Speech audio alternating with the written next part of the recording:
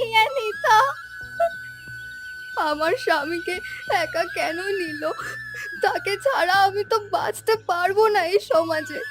আমাকেও কেন নিয়ে নিল না ঠাকুর? আমার ছেলেকে ঠাকুর আমার কাছ থেকে কেন নিল, এই ভেবে ভেবেই বুক ফেটে যাচ্ছে। আমরা কি করে বাঁচবো এবার? আমার কি আর কম কষ্ট হচ্ছে? আপনার ছেলে যে আমার স্বামী ছিল, কি যে পাপ করেছি যে এই বয়সেই আমার স্বামীকে হারাতে হলো। তোমার আমার হাতে তো কিছুই নেই মা।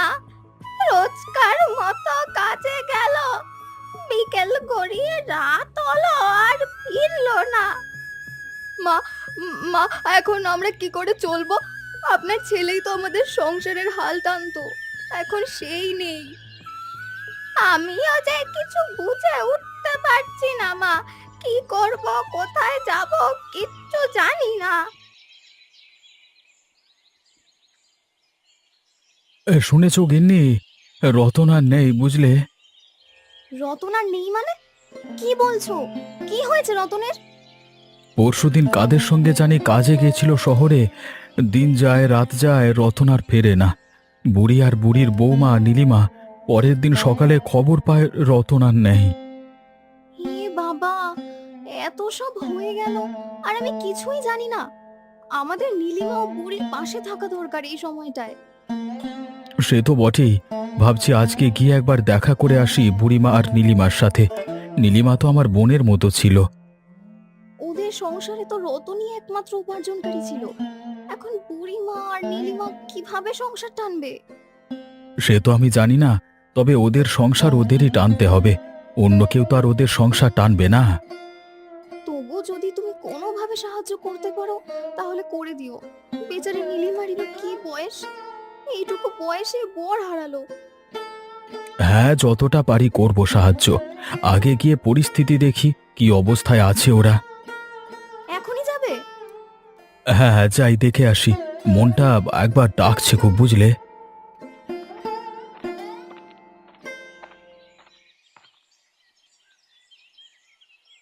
বাবু কেমন আছেন? এই চলছে ভালোই, তোমার কি অবস্থা? হ্যাঁ, আমার অবস্থা ওই আর কি। তবে একটা খবর দেওয়ার জন্য এলাম তো। কি খবর, সব ঠিকঠাক আছে তো? আরে রতন ছিল না, রতন যার মা ওই বুড়ি।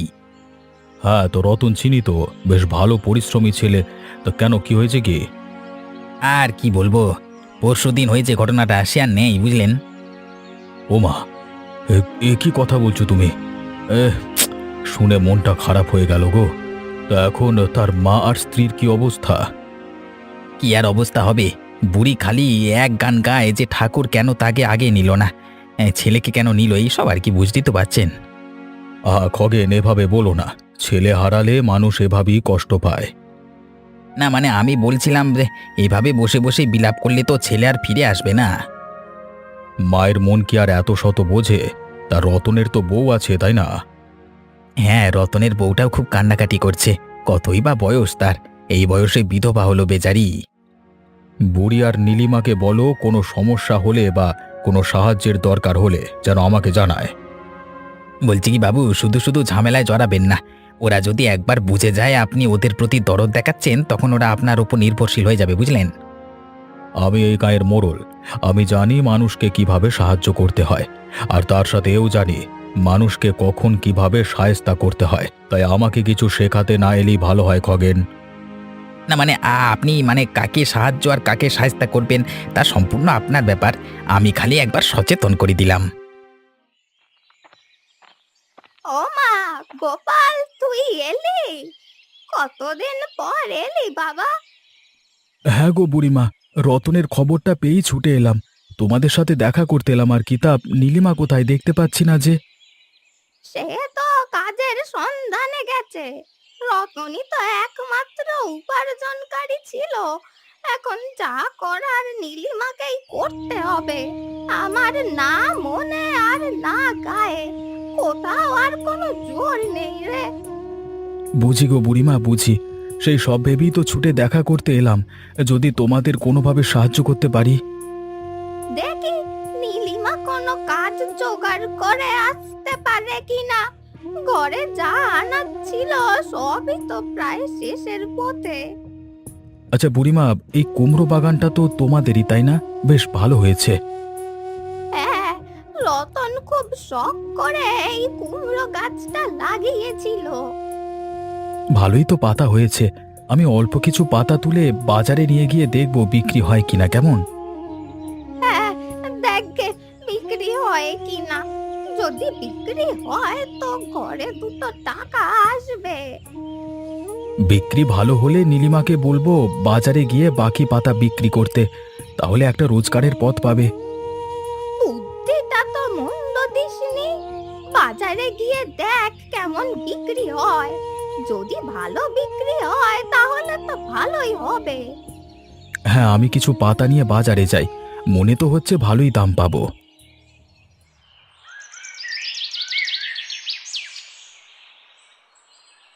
তোর জন্যই অপেক্ষা করছিলাম বাবা। তা কেমন হলো কুমড়ো পাতার বিক্রি? সব বিক্রি হয়েছে, কিন্তু লোক খুব কম দামে নিয়েছে, তাই খুব বেশি কামানো হয়নি আর কি।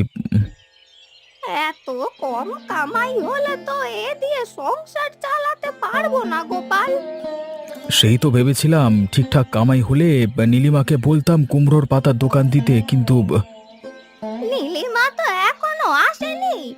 দেখি কোনো কাজের সন্ধান পেয়েছে কিনা, না হলে অন্য গতি করতে হবে। হ্যাঁ, সেই ভাবলাম তোমাদেরকে একটু সাহায্য করি, কিন্তু কিছুই করতে পারলাম না। আমি তাও দেখব অন্য কোনো ভাবে তোমাদের সাহায্য করতে পারি কিনা। মন খারাপ করিস না। তুই আমাদের সাহায্য করতে চাইলি এই আমাদের জন্য অনেক রে। দেখি অন্য কি গতি করা যায়। সূর্য ডুবে গেছে, লতা চিন্তা করবে। আমি বাড়ির দিকে রওনা হই এখন। হ্যাঁ, আবার দেখা করতে আসবো। নিজেদের খেয়াল রেখো বুড়িমা। হ্যাঁ, নিজেদের খেয়াল তো এখন নিজেদেরই রাখতে হবে। তুই বরং এখন রওনা হ। হ্যাঁ, আমি আসি।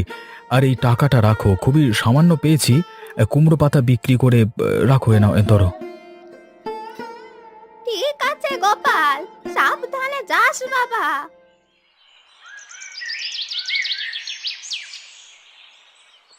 আমি তোমার জন্য চিন্তা করছিলাম নীলিমা।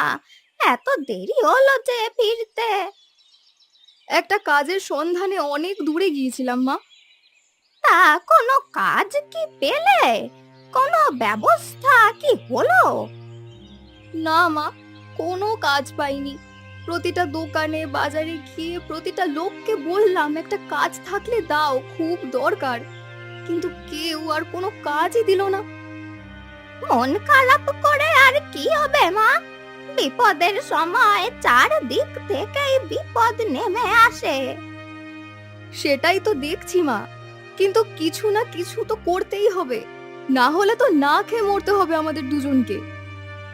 আজ গোপাল এসেছিল আমাদের সঙ্গে দেখা করতে। তাই গোপালদা এসেছিল? তা গোপালদা কি কোনো কাজের ব্যবস্থা করতে পারলো? হ্যাঁ, সে বাগানের কয়েকটা কুমড়ো পাতা বাজারে নিয়ে গিয়ে বিক্রি করে আমার হাতে কিছু টাকা তুলে দিল। বাহ, তা যতটুকু নিয়ে গিয়েছিল ততটাই কি বিক্রি হয়েছে নাকি হয়নি? হ্যাঁ, সবটাই বিক্রি হয়েছে, তবে দাম নাকি ভালো পাওয়া যায়নি। সবাই নাকি খুব কম দামে কিনে নিয়েছে বলল। তবু যা টাকা পেয়েছে তা দিয়ে আজ আর কালকের দিনটা চালিয়ে নেব। তারপর না হয় আমি কুমড়ো পাতা বাজারে নিয়ে গিয়ে বেচবো। কম হোক বেশি হোক, এটাই এখন একমাত্র পথ মা। সে তোমার যা ঠিক মনে হয় করো, তবে আমার মাথায় অন্য একটা বুদ্ধি এসেছে। কি বুদ্ধি বলো? যদি সম্ভব হয় ওটাও করব। এখন কাজের খুব দরকার। আমরা যদি কুমড়ো পাতার বিরিয়ানির একটা দোকান দিই তাহলে ভালো উপার্জন হবে। সংসারটাও ভালো মতোই টানতে পারবো।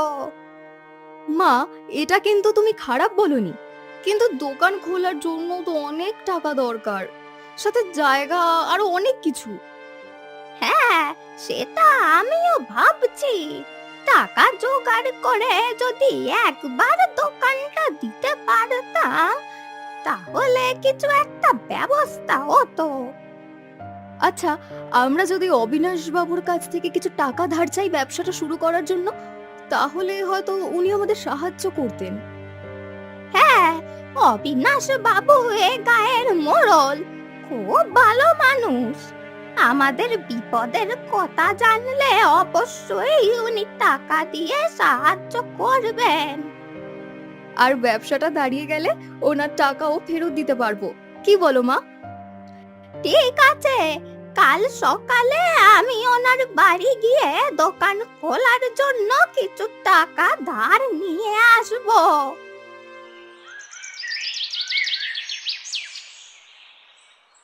বুড়িমা, তুমি এত সকাল সকাল এলে, সব ঠিক আছে তো? নিশ্চয়ই কোনো সাহায্য চাইতে এসেছে। খুব বিপদে পড়ে আপনার কাছে এসেছি মোড়ল মশাই। আপনার সাহায্যের আমার খুব দরকার। কি ব্যাপার বলো, যদি সাহায্য করতে পারি তো অবশ্যই করব। আপনি তো আমার ছেলে রতনের খবরটা শুনেছেন আশা করি। হ্যাঁ শুনেছি, খুব খারাপও লেগেছে। ভেবেছি তোমার বাড়ি গিয়ে তোমাদের সাথে দেখা করে আসবো, কিন্তু আর সময় করে উঠতে পারিনি। তা কোনো ব্যাপার না, আপনি গ্রামের মোড়ল মানুষ, আপনি ব্যস্ত থাকবেন, এটাই তো স্বাভাবিক। জানোই যখন বাবু এত ব্যস্ত, তাহলে সময় নষ্ট না করে বলে ফেলো সকাল সকাল কি সাহায্য চাইতে এসেছো। খগে, তুমি বুড়িমার সাথে এভাবে কেন কথা বলছো? বুড়িমা, তুমি ধীরে সুস্থে যা বলবার আছে বলো, আমার কোনো তাড়া নেই। আসলে বাবু, ছেলে চলে যাওয়ার পর বাড়িতে তো আর কোনো উপার্জনকারী নেই। নীলিমা অনেক খুঁজেও কোথাও কাজ পায়নি, তাই আমরা একটা দোকান দিতে চাই। বাহ বাহ বাহ বাহ, ভালো কথা। তা কিসের দোকান দেবে বলে ঠিক করেছো? আগে ওই কুমড়ো পাতার বিরিয়ানির দোকান আমার বৌমা আর আমি মিলেই দেব। এ আবার কেমন বিরিয়ানি? হ্যাঁ, মাংসের বিরিয়ানি, ডিমের বিরিয়ানি, এমনকি মাছের বিরিয়ানির কথা শুনেছি, কিন্তু কুমড়োর বিরিয়ানি এই প্রথম শুনলাম। আসলে মাংসের, ডিমের কিংবা মাছের বিরিয়ানির তো অনেক দোকান আছে, তাই আমরা সবার থেকে আলাদা কুমড়ো পাতার বিরিয়ানির দোকান দেব। ওই কুমড়ো গাছটা আমার ছেলের লাগানো, আমার ছেলের শেষ স্মৃতি, এটাকে আঁকড়ে নিয়েই কিছু করতে চাই আমরা। বাহ, খুব ভালো। আমি সত্যি খুব প্রসন্ন হয়েছি তোমার আর নীলিমার সদিচ্ছা এবং সাহস দেখে। তা কত টাকা চাই বলো, আমি তোমাকে দেব। বাবু একবার ভেবে নিন তো, এদের টাকা দেওয়াটা কি ঠিক হবে? পরে যদি টাকা ফেরত দিতে না পারে? আমি বিশ্বাস করি বুড়ি এবং নীলিমা ভালো মতোই দোকান চালাতে পারবে এবং আমাকে টাকাও ফেরত দিতে পারবে। ধন্যবাদ বাবু আমাদের বিশ্বাস করার জন্য। আমি আপনাকে সুদ সহ টাকাটা সঠিক সময় ফিরিয়ে দেব। এ কি দুর্ভাগ্য আমার, বলো লতাদি। ভালো মানুষ, মা বাড়ি থেকে বের হলো আর ফিরে এলো না। এভাবে কাঁদিস না বোন, বিধাতার লিখন কি আর কেউ খণ্ডাতে পারে বল? আমার সাথেই কেন এমন হচ্ছে লতাদি? প্রথমে বর গেল, তারপর যা হোক মাকে নিয়ে তো বেঁচে থাকার আশ্বাস পেলাম, একটা দোকানও খুললাম, এখন মাও আমাকে ছেড়ে চলে গেলেন। রতন বা মা যেভাবে হঠাৎ করে চলে যাবে, তাকে আমরা কেউ বুঝতে পেরেছিলাম বল? এখন তুই আছিস, তোকে তো বেঁচে থাকতে হবে। আমি কি করে কি নিয়ে বাঁচবো লতাদি? তুমি আমাকে বলে দাও। আমার বেঁচে থাকার আর কোনো ইচ্ছেই নেই। দোকানটা তো খুলেছিস, এখন ওই দোকানকে আগলেই তোকে বেঁচে থাকতে হবে, দোকানটা বড় করতে হবে তো। তুমি ঠিক বলেছো লতাদি, মায়ের খুব ইচ্ছে ছিল দোকানটাকে বড় করার।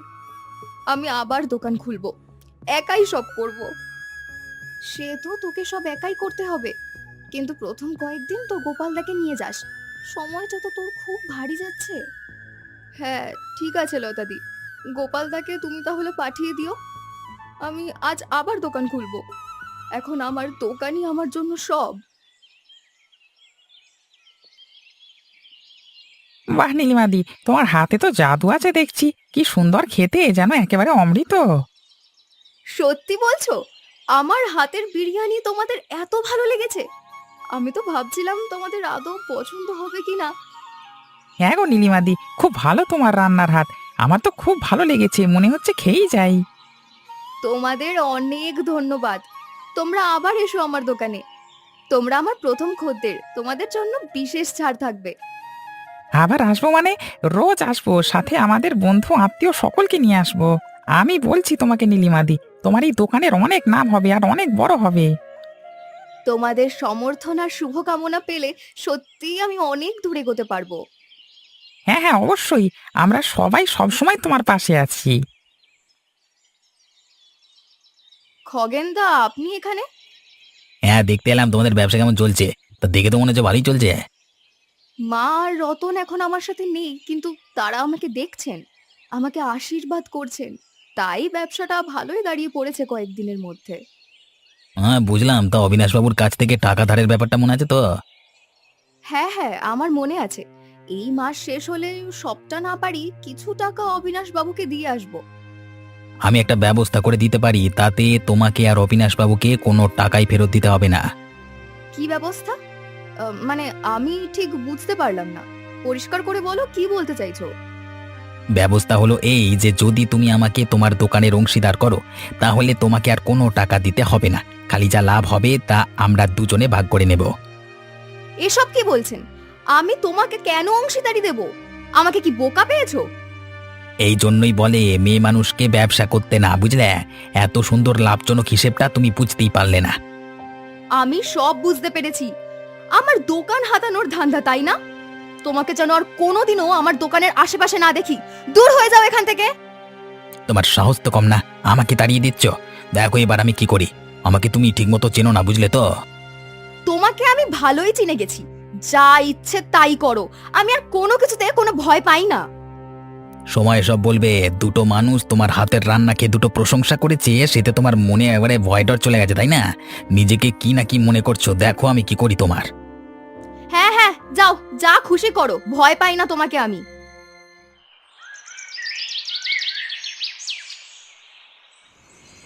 এ, আমার সাথে পাঙ্গা? খুব সাহস বেড়েছে না তোমার নীলিমা? আমার প্রস্তাব ফিরিয়ে দেওয়া, আমাকে অপমান করা। দেখো এবার তোমার কি করি, পুরো দোকানে আগুন লাগিয়ে খাক করে দেবো। না থাকবে বাঁশ, না বাজবে বাঁশি। এই খগেনদা, তুমি এ কি করছো? তুমি দোকান জুড়ে কেরোসিন ডালছো কেন? তুমি কি দোকান পুড়িয়ে দিতে এসেছো? হ্যাঁ, যদি নিজের ক্ষতি না চাস তাহলে চুপ থাক আর এখান থেকে চলে যা। তুমি চুপ করো। তুমি নীলিমার এত বড় ক্ষতি কেন করতে চাইছো? নীলিমা তোমার কি ক্ষতি করবে?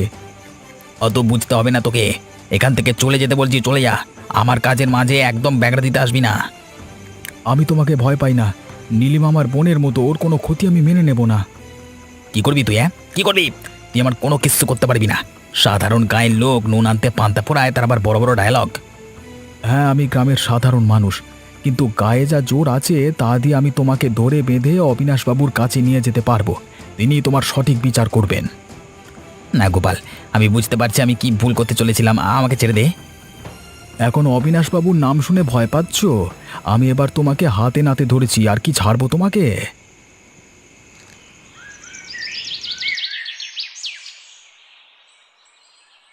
কি ব্যাপার গোপাল, নীলিমা, তোমরা খগেনকে এভাবে ধরে বেঁধে এনেছো কেন?